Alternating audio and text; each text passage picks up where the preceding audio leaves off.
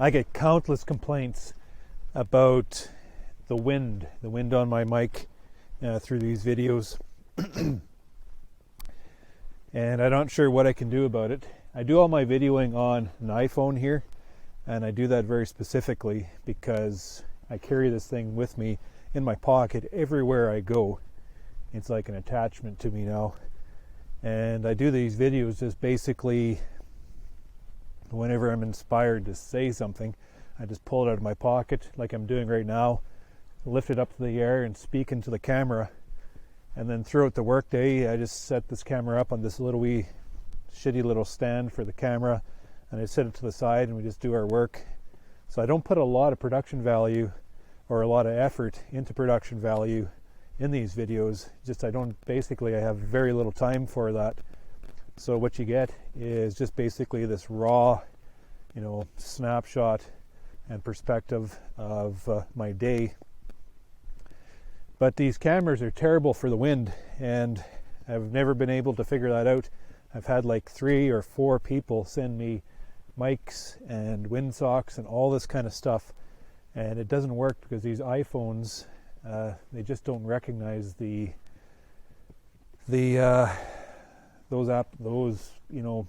devices to put onto the phone. And I'm not a very technical guy. I'm really good at problem solving, but and I can kind of work my way through situations and figure things out, but I'm not very technical, so I haven't been able to figure out a mic until I just kind of stumbled upon this last night. I didn't really realize exactly how this all worked, but I have some earbuds here and it actually has a mic on it, and I just accidentally found out that I was recording from this mic that's in here. So I took one of the wind socks from one of the gifts that I got from my subscriber, and I'm not even sure who it was actually. I just wrapped the mic around that.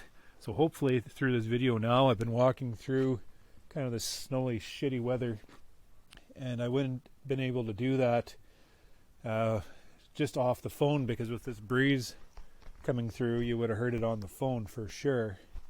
And I'm hoping that because of that little windsock I set up here, that it has eliminated that wind sound.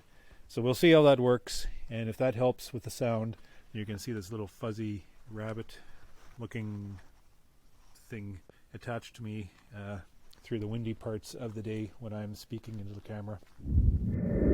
So we're just out feeding this yard with pails, and this is what I want.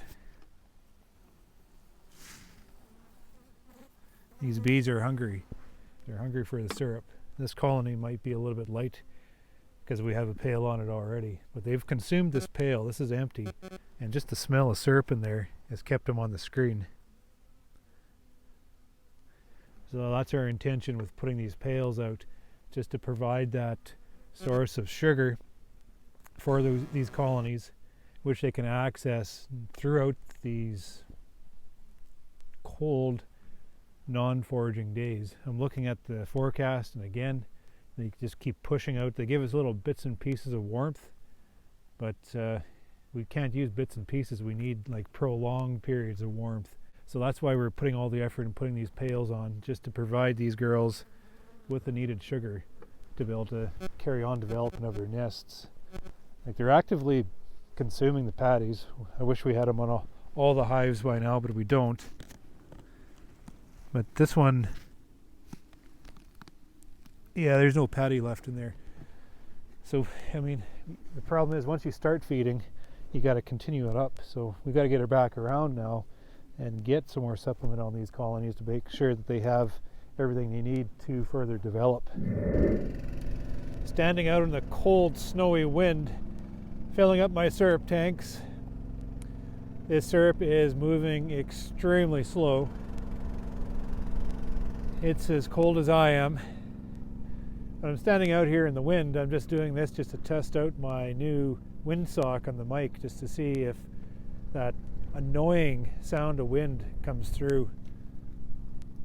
I would not be able to video in wind like this without it being terribly annoying to everybody listening and watching the video.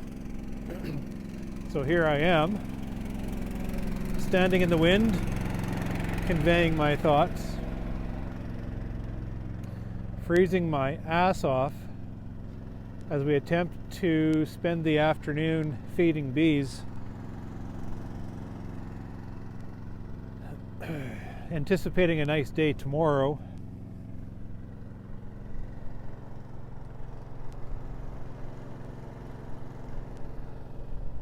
Oh, I don't know. This is something else. This is what it sounds like standing in the wind without my mic. So I think that's going to work.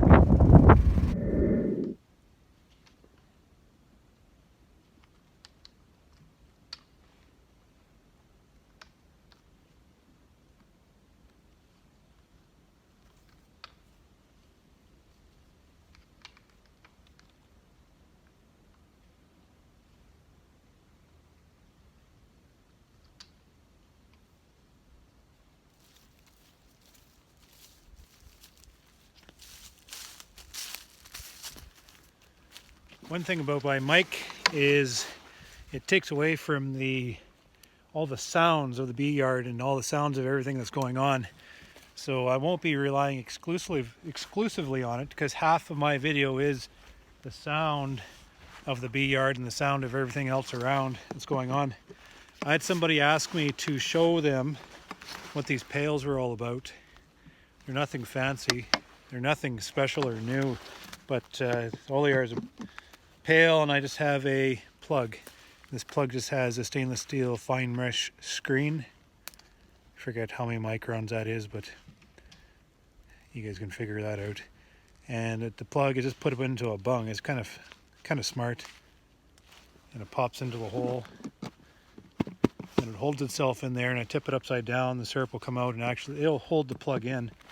So we just have to be gentle. We don't put the pail down too hard. And the idea is the syrup will drain from the pail, kind of drip until it forms a suction in the pail and hold the syrup within. So then the bees will come up to that screen and just consume that sugar syrup off the screen, and just continually drain that pail down into their nest. So it's kind of slick because it allows us to do work on a cold day like today, or whenever, put it out on top of the colony without disturbing the nest. Just pop the plug, tip this pail up over top, and then they can access the syrup anytime they want. One thing about these small gallon pails, I exclusively use them in the spring, unlike the 2.5 gallon pail they use in the fall.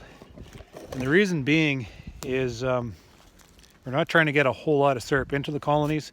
We're just trying to provide them with a little bit of sugar just to be able to keep their brood rearing going.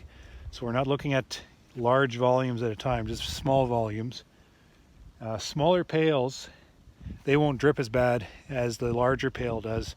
Larger pail has more area inside, so you get the daytime, nighttime temperature difference, and it'll siphon the syrup out of the pail a lot easier than the small ones. The small ones will still do that to a certain extent, but very slowly, and the bees can clean up the syrup if that does happen. Also, when we're feeding the small pails and we're measuring out, like we're only filling these up to about half full. So we're not putting full pails on these colonies because they don't need a full pail. We just want to give them just enough syrup to be able to surround that brood nest, just to kind of spark things up a little bit. Just buy some time until these bees can get out and either get that natural stuff that's just about to come out, or into the open feeders, a more natural method of bringing sugars in. But these smaller pails, if you misjudge, if you're filling it up half full and you actually fill it 3/4 full, it's just a fraction of that pail, or a fraction amount of syrup that you made a mistake on. Whereas if you're filling a bigger pail and you want to put a gallon in there, or half a gallon, it's a lot harder to measure that exact amount of syrup into the pail. So this way it just helps us measure out the amount of syrup we want almost exactly to every colony that we have within the operation.